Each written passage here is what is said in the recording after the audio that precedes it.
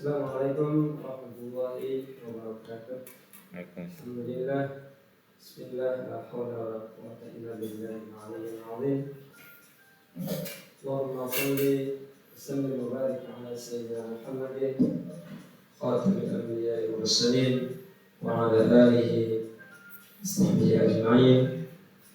Rabbi ishrah li sadri wa yassir li amri wahlul 'uqdatam min lisani yafqahu qawli. Anak-anakku sekalian, berjumpa lagi kita di bulan yang penuh keberkahan, yakni bulan suci Ramadan. Sebagaimana kita ketahui bersama bahwasanya kegiatan belajar mengajar, khususnya pesantren kilat di bulan Ramadan, tidak bisa dilaksanakan secara tatap muka. Oleh karenanya, dengan ini untuk kegiatan sanlat atau pesantren kilat bisa dilaksanakan dari atau via YouTube yang nanti akan di-sharekan atau dibagikan kepada siswa-siswi sekalian di rumah.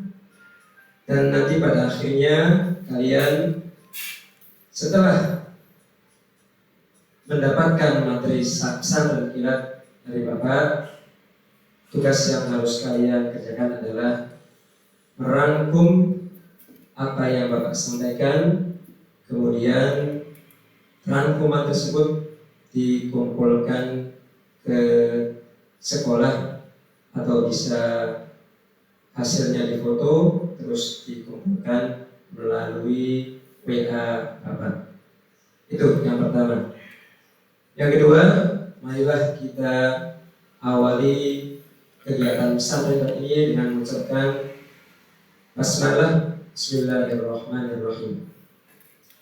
Adapun materi yang Bapak sampaikan untuk pertemuan kali ini adalah mengenai sifat akhlaqus sayyi'ah. Akhlaqus sayyi'ah itu adalah sifat-sifat tercela, kebalikan dari akhlaqul hasanah atau sifat-sifat baik. Nah, sifat-sifat tercela ini banyak. Di antaranya yang akan kita bahas pada materi kali ini yakni sifat dendam. Mari kita lihat. Yang pertama adalah menghindari perilaku dendam itu sendiri untuk kita sekalian. Kemudian untuk bisa menghindari sifat dendam tersebut, tentu kita harus mengerti makna dari sifat dendam tersebut. Nah, perlu diketahui bersama, silakan diperhatikan. Di sini ada pengertian sifat dendam. Dendam berarti berkeinginan keras untuk membalas kesalahan atau kejahatan. Orang yang berkeinginan untuk membalas kesalahan atau kejahatan orang lain terhadap dirinya disebut dendam. Nah, itu adalah pengertian dari sifat dendam. Tentu mungkin kalian membaca dari buku-buku lain pengertian dendam yang lain, tapi di sini intinya adalah dendam, yakni berkeinginan keras untuk membalas kesalahan atau kejahatan orang lain. Yang melakukannya disebut dendam. Berikutnya, dendam merupakan sifat yang berbahaya dan merugikan diri sendiri, keluarga maupun orang lain. Nah, oleh karenanya, mari kita bersama-sama berusaha belajar untuk menghindari sifat dendam. Karena sifat dendam ini efeknya sangat luas, terutama bagi kehidupan masyarakat, kehidupan berbangsa dan bernegara. Berikutnya, sebagai umat Islam, kita hendaknya mengikuti teladan Rasulullah Shallallahu Alaihi Wasallam, yakni membuang amarah dan sifat pendendam. Anak-anakku sekalian, berikutnya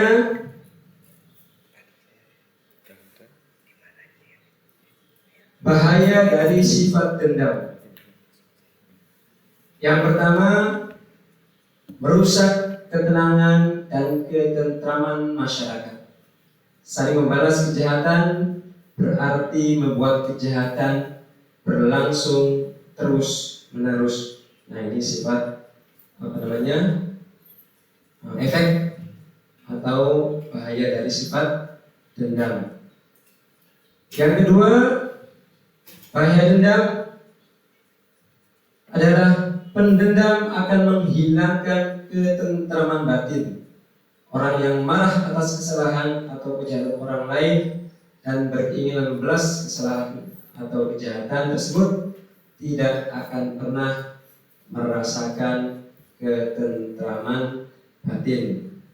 Nah, kalau sudah tidak merasakan ketentraman batin, susah kita untuk hidup bahagia. Selalu perasaannya diikuti perasaan was-was terus. Nah, ini bahaya dari sifat dendam. Mudah-mudahan kita tergolong orang-orang yang pendendam. Berikutnya yang ketiga, bahaya dari dendam, yakni orang yang pendendam dibenci oleh Allah Subhanahu wa Ta'ala. Ini merupakan kerugian yang besar. Bukankah kita senantiasa mengharap ridho Allah atas semua amaliyah kita?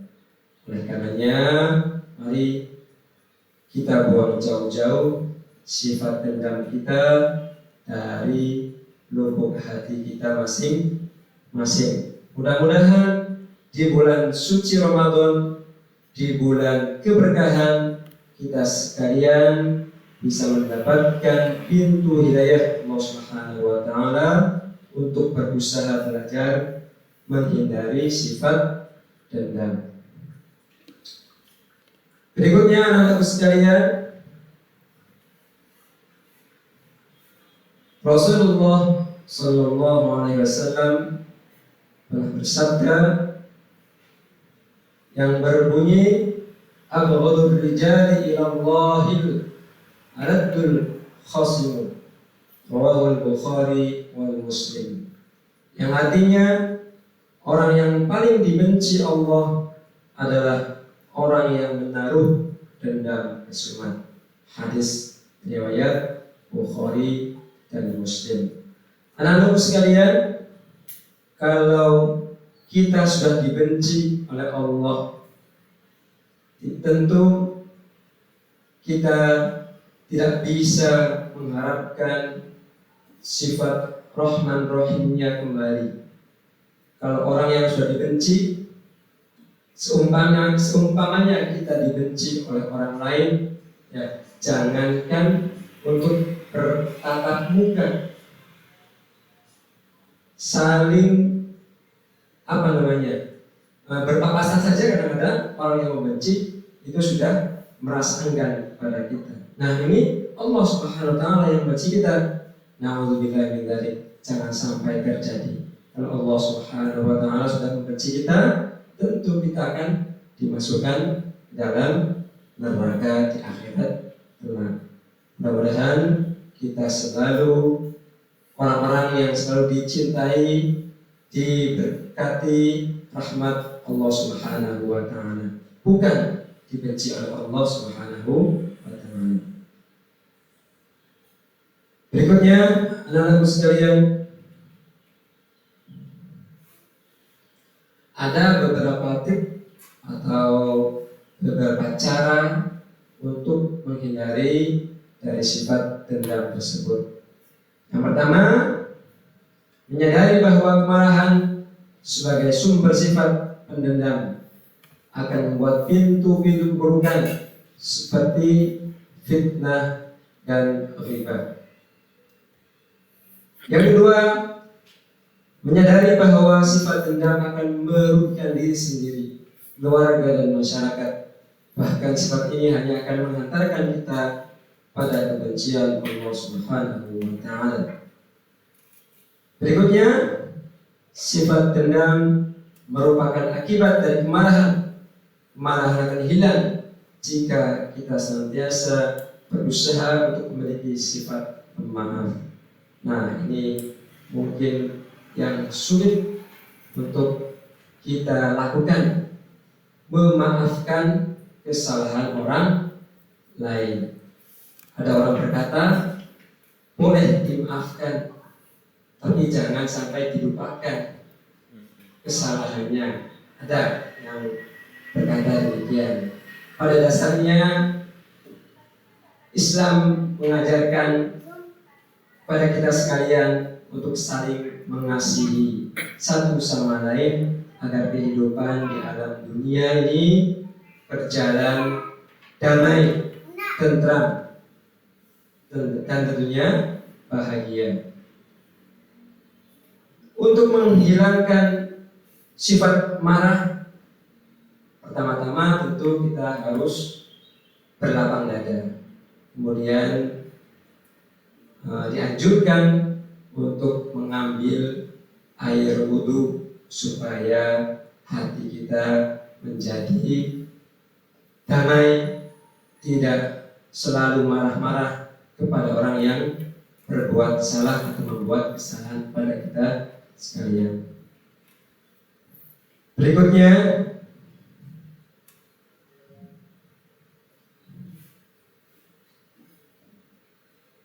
adalah nanti setelah materi ini selesai, kalian rangkum apa yang Bapak sampaikan. Kemudian tadi awal Bapak ingatkan, hasil rangkumannya boleh kalian kumpulkan di sekolah atau difoto hasil rangkumannya, kemudian dikirim ke WA Bapak. Ini untuk menghindari kerumunan. Dan yang terakhir, di masa pandemi sekarang, kita berusaha berikhtiar Allah Subhanahu wa Ta'ala agar dijauhkan dari wabah corona. Caranya yang pertama, sering-sering mencuci tangan. Kemudian selalu memakai masker. Dan yang ketiga, menghindari kerumunan. Nah, itu yang bisa Bapak sampaikan. Mudah-mudahan bisa membawa manfaat, memberikan sedikit pengetahuan tentang khazanah keislaman, khususnya tentang akhlaqus sayyi'ah atau sifat-sifat tercela seperti sifat dendam. Kurang lebihnya mohon dimaafkan. Assalamualaikum warahmatullahi wabarakatuh.